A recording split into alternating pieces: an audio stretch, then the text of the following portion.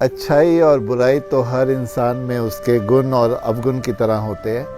इसलिए संसार में हमें अच्छाई भी नज़र आती है और उतनी बुराई भी हम देखते हैं। और बल्कि हम अपने आसपास देखें, हम किसी ऐसे प्रिय व्यक्ति को जिसको हम बहुत पसंद करते हो, हम उसकी हमेशा ही अच्छाइयों की ओर देखते हैं, उसकी बुराइयों को हम नज़रअंदाज कर देते हैं। तभी तो हमारा प्रेम उससे बना रहता है। लेकिन जिससे हम नफ़रत करते हैं या जिस पे क्रोध आता है, अक्सर हम उसकी बुराइयों को ही देखते हैं, हम उसकी अच्छाइयों को नज़रअंदाज कर देते हैं। ये तो हो गया दूसरों को, कि जो दूसरों में बुराई हम देखते हैं, और मेरा मानना है कि जो व्यक्ति दूसरों की बुराइयों को ही देखता रहता है, वो अपनी बुराई को कभी भी अपने भीतर देख नहीं पाता है। वो एक अहंकार से भरा व्यक्ति बन जाता है, जिसको सिर्फ अपनी अच्छाइयाँ ही दिखती हैं, अपनी अच्छाइयाँ नहीं नज़र आती हैं, और वो उन्हीं अच्छाइयों का ढिंढोरा दूसरों के आगे पीटता रहता है, अपनी प्रशंसा करता रहता है, और उसकी एवज में उसको लगता है कि दूसरे उसकी प्रशंसा करें। लेकिन ऐसे व्यक्ति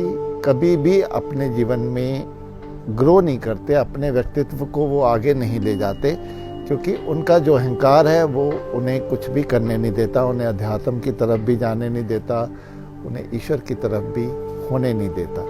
लेकिन जो व्यक्ति अपनी अच्छाइयों के साथ साथ अपनी बुराइयों को भी देखते हैं, अब ये भी नहीं कि सिर्फ बुराइयों को ही देखना, उससे हमारी ही ऊर्जा क्षीण होने लगती है, अपने में तनाव आने लगता है, एक कुंठित होने लगते हैं। तो अपनी अच्छाइयों के साथ अपनी बुराइयों का संतुलन भी देखना है, और अपनी बुराइयों को जो बहुत सजगता से देखता है, वहीं अपनी बुराइयों को छोड़ने की तरफ जाता है। नहीं तो लोग जो अपनी बुराइयां करते चले जाते हैं, उन्हें इतना भी ज्ञान नहीं होता कि वो कुछ बुरा कर रहे हैं।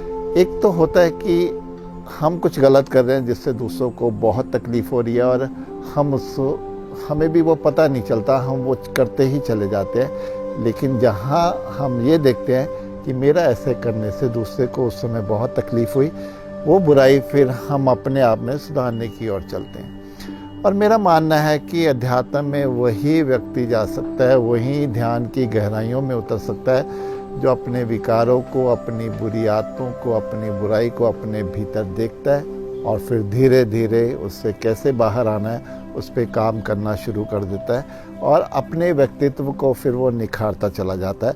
लेकिन इसमें मेरा मानना है कि सिर्फ और सिर्फ ध्यान हमें बहुत ज़्यादा सहयोग देता है, क्योंकि जब हम बैठते हैं तभी हम अपने भीतर उतरते हैं, तभी हम अपनी जब स्कैनिंग करते हैं तब हमें अपना वो सब नज़र आता है। अच्छाइयाँ भी नज़र आती हैं और बुराइयाँ भी नज़र आती हैं।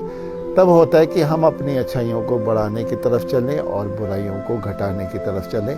तो मेरा मानना है कि वही इंसान को इंसान कहलाने का हक है, जो अपनी बुराइयों से रूबरू होकर उससे बाहर आता है, उस पर काम करता है, और फिर अपने आप को ऐसा बनाता है कि कल को उससे कुछ कहने की ज़रूरत नहीं पड़ती, लोग ही उसकी अच्छाइयों की बात करते हैं।